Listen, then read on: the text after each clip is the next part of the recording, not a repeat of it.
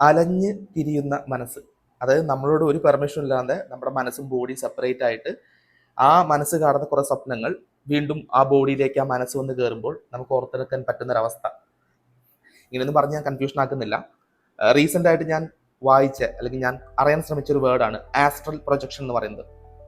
Astral projection എന്ന് പറഞ്ഞാൽ തന്നെ നമ്മുടെ കേരളത്തിലുള്ള ഒട്ടുമിക്ക ആൾക്കാർക്കും വളരെയധികം കാര്യങ്ങൾ അറിയായിരിക്കും. കാരണം ഇതുമായി ബന്ധപ്പെട്ട് കേരളത്തിൽ റീസെൻ്റ് ആയിട്ട് ചില ക്രൈമുകൾ, കാരണം സ്വന്തം ആസ്ട്രൽ പ്രൊജക്ഷൻ ശ്രമിച്ച് സ്വന്തം കുടുംബത്തെ പോലും ബലി കൊടുത്ത ചില ക്രൈമുകളൊക്കെ നമ്മൾ പത്രമാധ്യമങ്ങളിലൂടെ കേട്ടിട്ടുണ്ടായിരിക്കും അല്ലേ.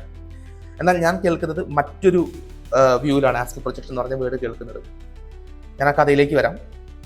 കേരളത്തിൽ വളരെ തിരക്ക് പിടിച്ച ഒരു CI, അദ്ദേഹത്തിൻ്റെ പേര് ബിജോയ് എന്നാണ്. അദ്ദേഹം എറണാകുളം ജില്ലയിലാണ് വർക്ക് ചെയ്തുകൊണ്ടിരിക്കുന്നത്. ഞാൻ സ്റ്റേഷൻ പറയാൻ നിവൃത്തിയില്ല. സോ അദ്ദേഹം വളരെ തിരക്ക് പിടിച്ച ഒരു അന്വേഷണ ഉദ്യോഗസ്ഥനാണ്. കുറേ കാര്യങ്ങളിൽ അദ്ദേഹത്തിന് ഡ്യൂട്ടി ഉണ്ട്. സോ അദ്ദേഹത്തിന് സ്വന്തം വീട്ടിൽ വരാനോ അല്ലെങ്കിൽ ഭാര്യയും കുഞ്ഞുങ്ങളെയും അമ്മയും അച്ഛനൊക്കെ കാണാൻ പോലും വളരെ കുറച്ച് സമയം മാത്രമാണ് ലഭിച്ചിരുന്നത്. വളരെ ലേറ്റ് നൈറ്റാണ് അദ്ദേഹത്തിൻ്റെ വർക്കെല്ലാം കഴിഞ്ഞ് അദ്ദേഹം കിടക്കുക. ചിലപ്പോൾ രാവിലെ തന്നെ എണീച്ച് പോകേണ്ടി വരും. ഇതാണ് അദ്ദേഹത്തിൻ്റെ ഒരു റൂട്ടീൻ. ഒരു ദിവസം രാത്രി ഇദ്ദേഹം വളരെ ലേറ്റായിട്ട് കിടന്ന് അദ്ദേഹം ഒരു സ്വപ്നം കാണുകയാണ്. അദ്ദേഹത്തിൻ്റെ അതേ സ്റ്റേഷൻ ലിമിറ്റിലുള്ള ഒരു കായലുണ്ട്. ആ കായലിൻ്റെ തീരത്തൂടെ അദ്ദേഹം നടക്കുമ്പോൾ അദ്ദേഹം കുറേ ദൂരെയായിട്ട് ഏതോ ഒരു വ്യക്തി ആ കായലിൻ്റെ ഒരു എൻഡിൽ ഇങ്ങനെ മുങ്ങിത്താഴുന്നത് അദ്ദേഹത്തിന് കാണാൻ സാധിക്കുന്നുണ്ട്. അദ്ദേഹം അവിടെ ഓടി അടുക്കുമ്പോഴേക്കും ആ പറഞ്ഞിരിക്കുന്നത് ഒരു കൈ മാത്രം ഇങ്ങനെ പൊങ്ങി നിൽക്കുന്ന ഒരു അവസ്ഥയിലേക്ക് എത്തുകയാണ്. അദ്ദേഹത്തെ രക്ഷിക്കണം എന്നുണ്ട്. അദ്ദേഹത്തിന് കായലിൽ ചാടാനോ മറ്റ് ഫിസിക്കൽ ആക്ടിവിറ്റീസിനോ ഒന്നിനും അവിടെ സാധിക്കുന്നില്ല. അദ്ദേഹം നോക്കുമ്പോൾ കാണുന്നത് ഒരു മഞ്ഞ ഷോൾ പുറത്തോട്ട് കിടക്കുന്നുണ്ട്. അതുപോലെ തന്നെ കൈയിൻ്റെ കുറച്ച് ഭാഗത്തായിട്ട് ഒരു മഞ്ഞ ചുരിദാർ ഇങ്ങനെ പോലെ തോന്നുവാണ്. ഫിംഗറൊക്കെ കാണുമ്പോൾ അത് ലേഡിയുടെ ആണ് എന്ന സംശയത്തിൽ എത്തുകയാണ്. അങ്ങനെ കൈ പതിയെ താഴുകയാണ്. അദ്ദേഹം ആകെ ഞെട്ടിപ്പോയി. അദ്ദേഹം ഞെട്ടി ഉണർന്നപ്പോൾ സമയം ഏകദേശം 5:30 മണി. ചില സ്വപ്നങ്ങൾ നമുക്ക് എല്ലാവർക്കും അറിയാം, നമ്മൾ പെട്ടെന്ന് മറന്നുപോകും. കാരണം സ്വപ്നങ്ങൾ കാണുന്നത് വളരെ മൈക്രോ സെക്കൻഡ്സ് മാത്രമേ ഉള്ളൂ എന്നുള്ളതാണ് നമുക്കറിയാം സയൻസ് പറയുന്നത്. അങ്ങനെ പിറ്റേ ദിവസം രാവിലെ സ്റ്റേഷനിലെത്തി അദ്ദേഹം വർക്കിലേക്ക് കിടക്കുമ്പോൾ അദ്ദേഹത്തിൻ്റെ സ്റ്റേഷൻ ലിമിറ്റിനകത്ത് അല്ലെങ്കിൽ സ്റ്റേഷൻ പരിധിയിൽ ഒരു ലേഡി മിസ്സിംഗ് കേസ് റിപ്പോർട്ട് ചെയ്യുകയാണ്.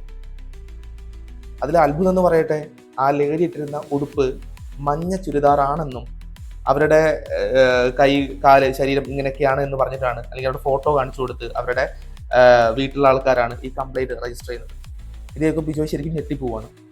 അങ്ങനെ ബിജോയ് ഇന്നലെ കണ്ട സ്വപ്നമായിട്ട് ഇത് കമ്പയർ ചെയ്ത് ബിജോയ്ക്ക് ഒരു ഡൗട്ട് വരികയും പ്രൈമറി ഇൻവെസ്റ്റിഗേഷൻ കഴിഞ്ഞ ഉടനെ തന്നെ ഈ പറഞ്ഞിരിക്കുന്ന കായലും ഈ ഒരു ഏരിയയും സെർച്ച് ചെയ്യാൻ വേണ്ടി ബിജോയും ടീമും തീരുമാനിക്കുന്നു.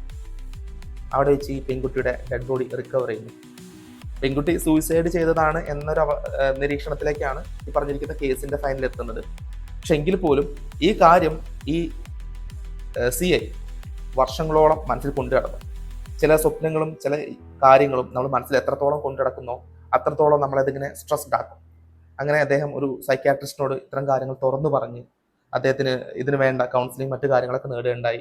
അല്ലെങ്കിൽ ഈ കൗൺസിലിംഗ് നടക്കുന്ന അല്ലെങ്കിൽ ഈ കൗൺസിലിംഗ് കൊടുത്ത സൈക്യാട്രിസ്റ്റാണ് ഈ കാര്യം എന്നോട് ഷെയർ ചെയ്തിരിക്കുന്നത്.